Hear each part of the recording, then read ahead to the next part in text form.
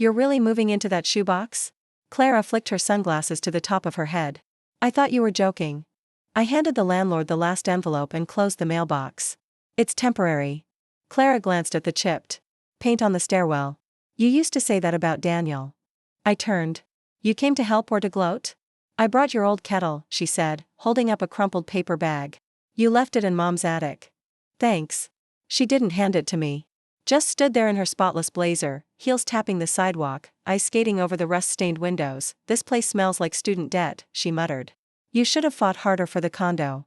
I didn't want the condo. You didn't want the marriage either, I suppose? I didn't respond. She never asked questions to understand. Only to press. Clara finally handed over the kettle. You should have called me when things got bad. I did.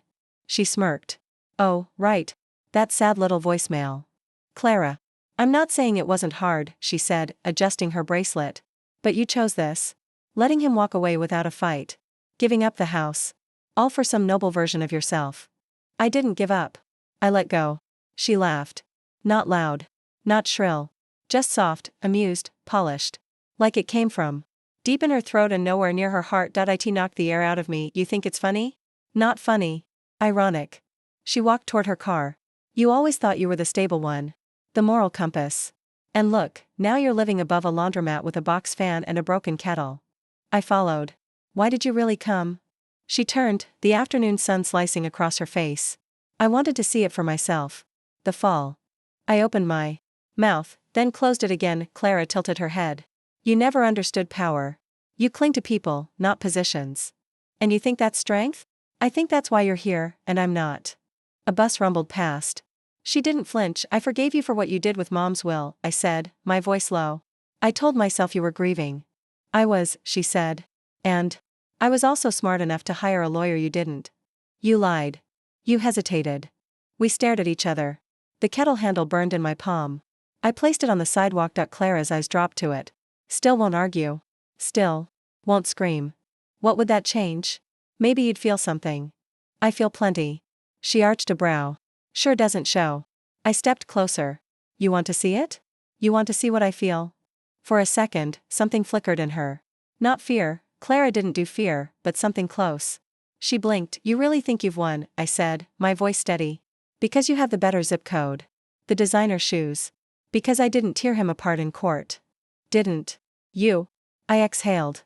I lost everything. And you laughed. She gave a shrug. It was a surprise. I didn't expect you to fall apart so easily.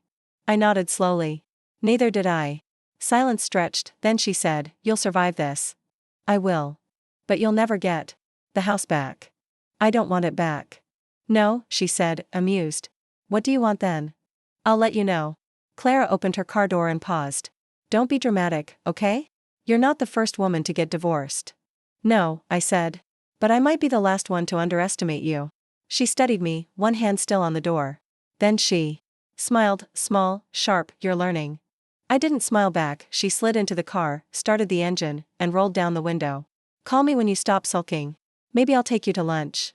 The car pulled away. I stood there, kettle by my feet, the door buzzer broken, the upstairs window stuck. Alone, but her laugh stayed. It crawled under my skin. Lodged in the base of my neck. I picked up the kettle. I turned and climbed the stairs, one slow step at a time. The apartment smelled like scorched toast and damp plaster. One window stuck halfway open. I dropped the last box on the floor and sat beside it, cross-legged, shoes still on. My phone buzzed once. Daniel. Let me know if you need anything. I stared at it, then flipped it over. The knock came 5 minutes later. Clara, I said, opening the door. You didn't text. I was nearby. She looked over my shoulder. Jesus. It's temporary. It's tragic. She stepped inside, arms folded. Her eyes moved from the bare mattress on the floor to the cracked tiles in the kitchenette. Is that a stain or? It's a burn mark. Clara raised an eyebrow. You're taking this martyr thing all the way. I'm not a martyr. No, you're a minimalist now. Convenient. I shut the door. You came to inspect or insult? I brought you towels. She dropped a shopping bag on the counter. You forgot to show up the day I moved. I was in Napa. I turned. You knew what day it was. I also knew you'd do it with or without help. That's not the compliment you think it is. Clara looked away. I'm here now. Too late. She didn't argue. Just opened the fridge, saw it was empty, and shut it again. So, what now? Gonna write poetry and drink chamomile tea. I'm going to breathe. Clara scoffed. Daniel's already seeing someone. I know. Her pause was a beat too long. You do? Of course. Her name's Zoe. They work together. She's been to our house. Clara sat down on the only chair I owned, a folding one with a frayed canvas seat. You're calm. I've had practice. She studied me. You don't want to know why he did it? I know why. He thought I wouldn't notice. Or mind. Or leave. I thought you wouldn't leave. I stayed too long. Clara looked toward the window. You always said he made you feel safe. He made me feel chosen. Until he didn't. She didn't respond. I pulled a chipped mug from the bag she brought. You didn't call when it happened. I don't do breakups. It wasn't a breakup. It was my life unraveling. You've always made things dramatic. Marriage vows aren't a subplot, Clara. Neither are affairs. Why are you here? She met my eyes. Because you scare me right now. Why? You're quiet. That's not like you. I set the mug down. It wasn't like me. But it is now. Clara stood, pacing once. You need to be angry. I am. No, real anger. Screaming, throwing things, keying his car. That's your version. Yes. She snapped. It is. You think fire fixes everything. At least it clears the wreckage. I looked at her, blazer too sharp for the heat, eyes too dry for empathy. You know what I remember? I said. You called me dramatic when I said he was slipping away. You told me to wait it out. Clara's arms tightened across her chest. It wasn't obvious. His text changed. His tone. The way he touched my shoulder like he was clocking out. You didn't say that. I did. You didn't listen. You didn't scream it. No, I said. I whispered. You were busy. Or uninterested. She looked toward the window again. I didn't come here to fight. She said finally. You came to feel better than me. That's not hard right now. The slap landed before I thought. My hand stung. Clara stared at me, her cheek reddening. There she is. I breathed slowly. You can go now. I brought groceries, too, she said, voice clipped. I'll survive. I don't doubt that. She stepped to the door. You think silence makes you strong. It doesn't. I opened the door. Goodbye, Clara. She didn't move. I leaned against the frame. Or stay. Sit in this wreckage with me. But stop talking like this is a game you won. Clara exhaled, stepped outside. As the door closed. I heard her say, call me if you get tired of pretending. I locked it. The silence after was full. Not empty. Not peaceful. But mine. I unpacked slowly, mugs, a photo frame I turned face down, 3 books, a sweater that still smelled like Daniel's cologne. The kettle whined on the burner. A slow screech. I poured water into a mug and sat on the floor. He never said the words. Not directly. But I heard them in every missed dinner, every deflected touch, every time his phone lit up and he angled it away from me. And Clara, she had her own silence.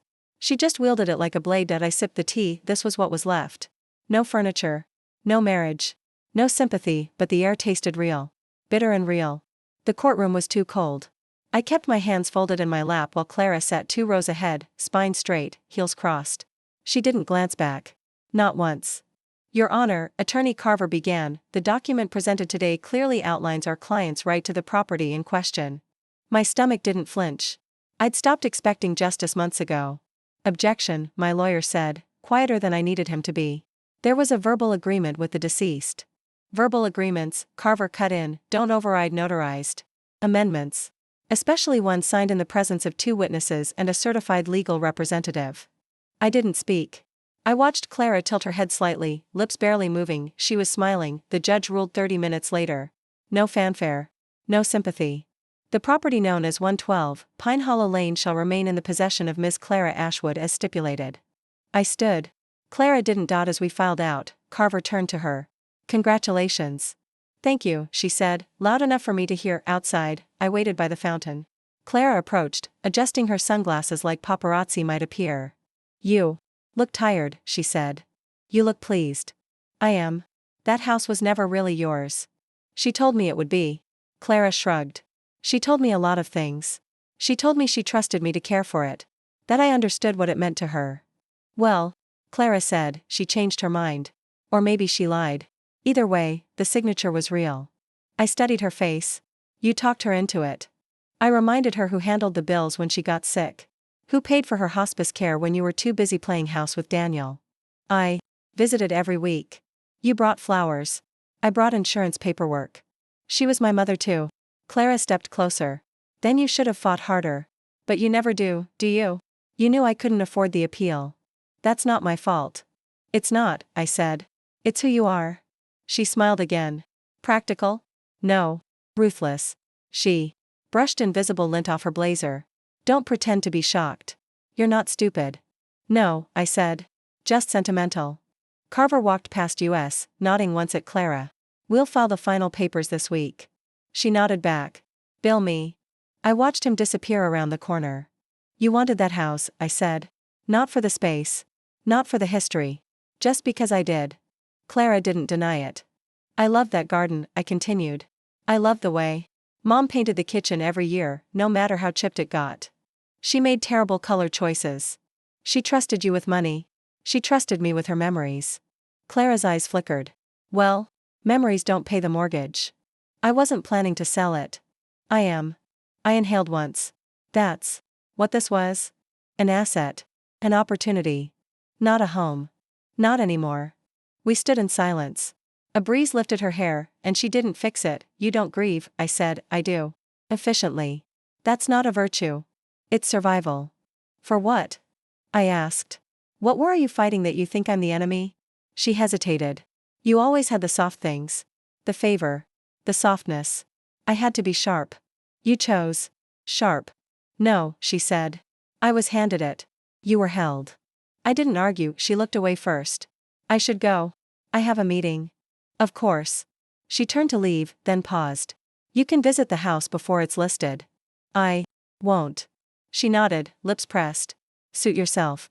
As she walked off, I sat by the fountain, hand resting on cool stone. I remembered the kitchen window, how it creaked when you opened it, how Mom grew basil and chipped mugs on the sill. It was never about square footage or market value. It was about memory. And Clara didn't remember things. She calculated them, but I remembered. Every doorknob. Every light switch. Every breath of that house when the world felt cruel, and I remembered her laugh, that day in the parking lot. Now I'd remember her smile, tight, victorious, hollow. Run the amortization again. Mr. Singh tapped his pen twice on the desk. You already ran it twice. I want to see the 10-year spread with accelerated payments. He gave a grunt and turned the screen. You know you're not a client, right? I know, I said. I'm your apprentice. You're my unpaid obsession. I'm fine with that. He glanced at the spreadsheet. So, whose mortgage are we dissecting today? I didn't answer. He didn't press. I like numbers because they didn't lie. People always did, especially the ones closest to you. Clara's husband, Ethan, was good at performance. White teeth, deep tan, overpriced blazers that hugged him like promises. He showed up once at a gala Mr. Singh hosted for his wealthier clients. I'd been refilling glasses. Hey, don't I know you? Ethan said, flashing his grin. I'm Clara's sister. His eyes flicked down, then back up. Right. You do taxes or something? Something. I thought you moved out of state. I didn't. He shifted his champagne glass to his left hand. Well, Clara says hi. She's here? He scanned the room. Somewhere. Probably stuck in selfies with that yoga set. Sounds exhausting. He laughed. You have no idea. Later, I watched him take 2 more glasses from a passing tray and swipe his black card through the silent auction booth like it was a game. I'd seen the numbers. His card was floating debt. Clara's second mortgage wasn't for renovations, it was for Ethan's startup. The one that never launched. I returned to Singh's office the next week. You've got that look again, he said, handing me a folder. What look? The one that says you've spotted a hemorrhage and you're going to watch them bleed slowly. I opened the folder. He bought a boat. Singh blinked. Jesus. Where? Marina del Rey. 64-footer. Leased. Insurance paid by Clara's trust. Singh leaned back. That's a bad boat. She doesn't know. She doesn't care. She will. He nodded toward the whiteboard. Why? Because when it collapses, I want to understand every fault line. Still angry at your sister? No, I said. I'm interested in the outcome. Singh smiled. That's worse. Ethan showed up again 2 months later, this time at a city fundraiser for low-income housing. Ironic, I muttered. He spotted me at the wine table. Hey, what a surprise. I volunteer. He tilted his head. Really? Yes. You? I was asked. I poured 2 glasses and handed him one. You're overdrawn, by the way. His face froze. What? The Amex. The platinum one Clara thinks you cut up last fall. His jaw flexed. You going through my mail now? No. Your wife uses my firm. He stepped closer. That's confidential. It is. Until you sign her name on a loan she doesn't know about. Ethan swallowed. You don't know what you're talking about. I smiled. But you do. He didn't speak for a full 10 seconds. Then he leaned in. She'd never believe you. She won't have to. I left him standing there with his untouched wine, and back at the office, I updated the ledger. Every account. Every loan. Every LA.MR. Singh looked over my shoulder. You planning to blow this up? No, then why track it? Because power is quiet, I said. He studied me. You were quiet once. Then loud. Then quiet again. Now. I'm efficient. Clara called me 2 weeks later. I need a favor. I pinched the phone between my shoulder and cheek. What kind? Ethan's going through something. What kind of something? He made some financial decisions without telling me. There's a lien on the secondary property. You mean the cottage in Ojai? Silence. How do you know that? She asked. I have eyes. He said he was refinancing. He wasn't. Clara exhaled. I don't know what to do. You don't have to do anything. I might lose the house. Which one? Don't. I let the silence hold. I don't want your pity, she said. You have my attention. She hesitated. Do you still do planning? Depends. Would you do it for me? I looked at the spreadsheet in front of me. Red cells blinking like wounds. No, I said. She breathed in sharply. You've changed. I've grown. I thought we were past this. No, I said. You just stopped looking behind. You. She hung up. I saved the file and backed it up twice. Just in case. The numbers kept rising. Interest. Fees. Cracks widening with every swipe of Ethan's card and Clara's silence. I watched, not for revenge, for record. The sign went up just before dawn. White plastic, staked low, as if shame might shrink it. Foreclosure, bank-owned property. I parked 3 houses down and walked the slope slowly, gravel shifting under my flats. The lawn had browned. The jasmine vines Mom once trimmed now coiled over the railing like they'd given up. Too, inside the bank, the air smelled like ink and cold coffee. You're sure you want to do this quietly? Officer Morales asked, tapping a key on his tablet. I'm sure. We can list it publicly. You might get a better deal. I'm not here for a deal. He adjusted his glasses. You'll need to sign a waiver acknowledging the property's lien history. Already reviewed it. He leaned back, studying me. You have cash in hand? Yes. How did you know it would go to foreclosure? I paid attention. He raised a brow. To what? The cracks. Debt never stays invisible forever. He nodded. You understand what this house means. I do. I signed the first page. It took 3 weeks to finalize. During that time, Clara listed it privately, again. At a price no one would pay. She posted soft focus photos with sunset filters, avoiding the ceiling damage, the aging pipes, the unpaid taxes. One buyer scheduled a tour, then vanished. The day before the sale, she called me. I need a favor. Another one? I need someone to invest. Or co-sign. The bank's pushing. I thought you had Ethan. He's unavailable. Financially? She didn't answer. Clara, I said. You're out of time. You don't know that. I do. She exhaled. It's not just a house. You know that. Yes. I do. She paused. Then help me. I did. I tried. You laughed. That was years ago. No, I said. It was the beginning. She was quiet for a beat. You've always held grudges. No. I hold records. I hung up. The next morning, I met Morales in the empty living room.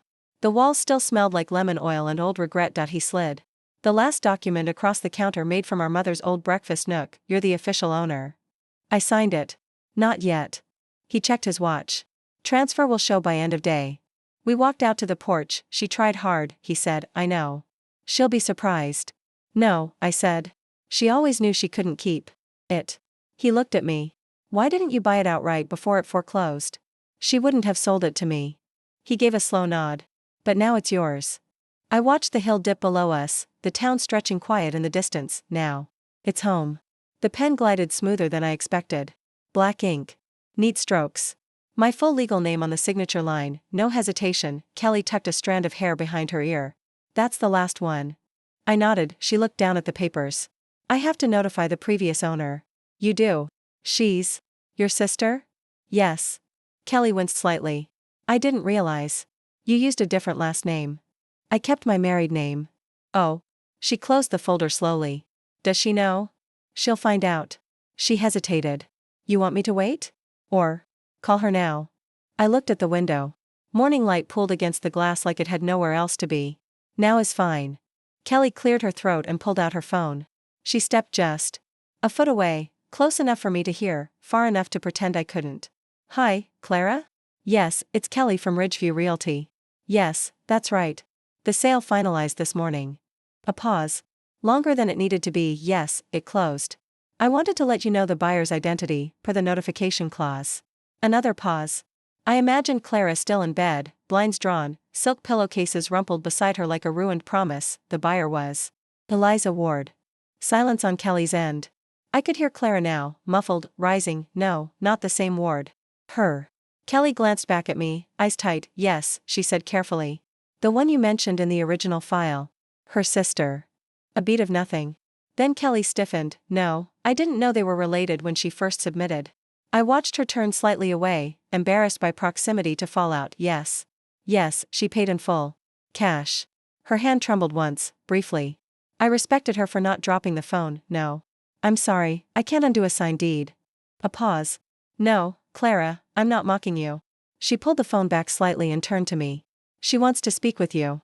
I shook my head. She says it's important. I'm sure it is. Kelly hesitated. She sounds upset. I'm not. Kelly lowered the phone. She's asking why. Why you did it. I stood, smoothing my skirt. Tell her it was never about revenge. Kelly blinked. What should I say it was about? I looked her in the eye. Closure. She hesitated, then relayed it. There was no reply. Just the sound of Clara hanging up. Kelly exhaled. That went poorly. For her. She'll probably call the bank. Or the county. She can. It won't change the ink. Kelly sat down. You're calm. I planned. She studied me. I think I'd be shaking. I did. Once. She nodded toward the folder. You really wanted that house. I wanted it quiet. I wanted it clean. I wanted her to hear my name and realize what silence can do. Kelly didn't speak. I gathered my bag. Thank you for your time. She stood. I hope whatever it was, you got it. I paused at the door. I did. She didn't knock. The front door flew open like it had been kicked. Clara stepped into the foyer, her heels echoing too loud against the hardwood Mom once polished on Sundays. You did this, she spat. I placed the teapot gently on the stove. Close the door. You're letting the air out. She didn't move. You bought this house out from under me. I turned. I bought it when the bank offered it. Below market, yes. You made that possible. You smug, tea? Her mouth opened. Closed. I made Earl Grey, I added. You still drink it with lemon? Are you serious? I poured anyway. The scent curled into the silence. You knew I needed time. You knew I was looking for funding. You had years. You had no right. I had cash. She stared. At the cup I pushed across the table. Her hands clenched at her sides. Why? She demanded. Why this house? After everything, you already know. Clara laughed, sharp and bitter. Is this payback? Because I didn't cry during your divorce? Because Mom rewrote her will. Mom didn't rewrite anything. You manipulated her when she was weak. She trusted me. She trusted that you wouldn't erase me. She trusted me, Clara repeated, louder now. Because I was stable. Because I handled the paperwork, the appointments, the hospice. You showed up with lavender and empty notebooks. I showed up. You want applause for presence? No, I said. But it's more than you gave. Clara crossed her arms. You're unbelievable. I told you I'd let you know. What I wanted. This is it. You wanted this? A rotting house and a hollow win. I sipped. I wanted peace. Peace, she snapped. You ambushed me. You ruined yourself, Clara. I just watched. You waited. Calculated. You watched me drown. No, I said. I watched you spend. Lie. Smile while everything frayed underneath you. I gave you silence. You filled it with fire. I didn't know about Ethan's accounts. You didn't ask. She pulled out a chair, then stood behind it instead of sitting. You think you're better than me? No, I said. I think I finally know who you are. Her mouth twisted. And who's that? The girl who needed to win at all costs. Even if no one was playing. Clara's voice cracked. I didn't take the house because I needed it. I took it because she always looked at you like you were the heart of everything. She looked at me like she missed her softness. She looked at you like she loved you. She hissed out. I said nothing. Clara pulled out the other chair and sat, hard. Her eyes were glassy, but her voice held. I spent the last 6 months trying to save what he ruined. Do you know what that felt like? Yes. Then why didn't you help? Because you never asked without expecting obedience. I didn't need obedience. I needed a sister. You needed a mirror, I said. And I stopped reflecting what you wanted to see. She blinked. Once, I kept thinking if I just fixed it, fixed the loan, the house, the story, Mom would still be here somehow. She's not. No, Clara whispered. She's not. We sat with it. You know she wanted you to have the house, I said. Even after the papers changed. She told you that? She wrote it down. In a letter I found in her nightstand. Not notarized. Just real. Clara looked down at her hands. I didn't use it. I didn't contest the will. I walked away. Then why not keep walking? Because it was empty, I said. You drained it and left it to rot. It wasn't a home anymore. It was a warning. She shook her head slowly. You didn't ruin me. No, she looked up. You handed me the matches, I said. Every time you chose ego over grace. Every time you laughed at loss like it couldn't touch you. Her eyes shone. Now. Do you hate me? No. Then what is this? I folded my hands. This is the end of the echo. You made your noise. This is silence. She stood again, slowly. Her shoulders shook once, then stilled. You know, she said, for someone who claimed not to care about winning, you made this look like a game. No, I said. You made it one. I just stopped playing by your rules. Clara stared at the walls. It still smells like her. I know. She looked like she might say more. But her words dried. She stepped toward the door. I meant to keep it, she said. I really did. I believe you. She opened the door. Paused. I hated you for being the one she loved easily. I know. Clara didn't look back. I sat with 2 cups of cooling tea and watched the light bend through the kitchen window, warm against the floor Mom once scrubbed with lemon and salt. I didn't get the invite to Marla's thing, Clara said. I looked up from my coffee. No? She shook her head. It's weird. I've gone every year. Maybe she trimmed the list. Clara scoffed. She posted the guest count. 86. That's not trimming. She's probably just focused on other circles. She's in mine. I sipped. She tagged Marlene. And Danielle. Even Candace. I let the names float. You think this has something to do with Ethan? She asked. I tilted my head. Did something happen with Ethan? She stared at me. You know something. I know a lot of things. Which part are you referring to? Her eyes narrowed. The bankruptcy filing. Public record. You knew before I did. I suspected. She laughed under her breath. Unbelievable. You married a man who thought debt was a decor choice. You're enjoying this. No, I said. I'm observing it. Clara leaned forward. You think I deserve this? I think. You invited it.